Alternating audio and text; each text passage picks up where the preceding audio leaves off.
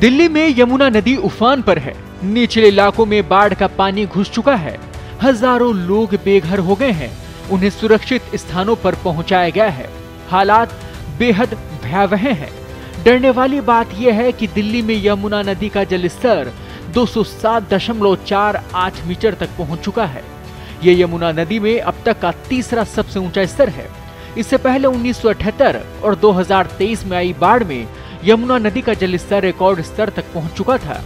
यमुना बाजार, गीता कॉलोनी, मजनू का टीला, कश्मीरी गेट और मयूर विहार जैसे इलाके बाढ़ से प्रभावित हैं। इनमें से ज्यादातर जगहों पर व्यवसायिक और आवासीय दोनों तरह की इमारतें हैं। पूरे खादर क्षेत्र में पानी भर गया है और यमुना बाजार में 8 फुट तक पानी जा चुका है।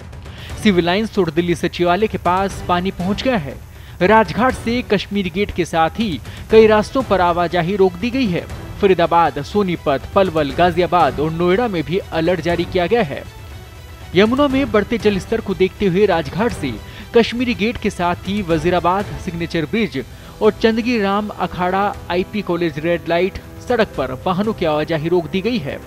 निगम बोध घाट को भी बंद कर दिया गया है।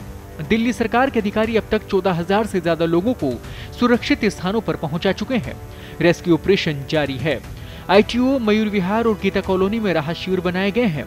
आउटर रिंग रोड पर ट्रैफिक प्रभावित हुआ है और आईटीओ से रिंग रोड की ओर जाने वाला रास्ता बाढ़ के पानी के कारण अब गाड़ियों के चलने लायक नहीं रहा है। वासुदेव घाट, मोनेस्ट्री मार्केट और पुरानी दिल्ली रेलवे ब्रिज को बंद कर दिया गया है। यमुना नदी का बाढ़ का पानी दिल्ली के सबसे पुराने और व्यस्तम शमशान घाट निगम बोध घाट में भी घुस चुका है। शमशान घाट को भी बंद कर दिया गया है। ऐसे में दिल्ली में इस समय यमुना नदी के पानी का हाहाकार मचा हुआ है। लगातार खतरे के निशान को पार करके बह रही यमुना नदी इस समय संकट का विषय बनी हुई है और दिल्ली में लगातार राहत बचाव कार्य जारी है।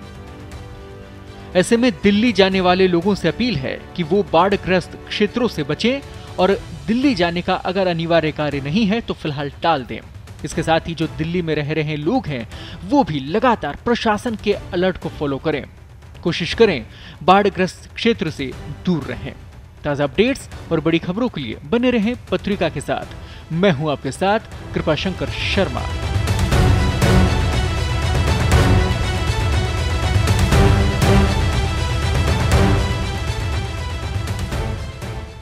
देश दुनिया की ताजा खबरें और वीडियोस के लिए अभी डाउनलोड करें पत्रिका ऐप।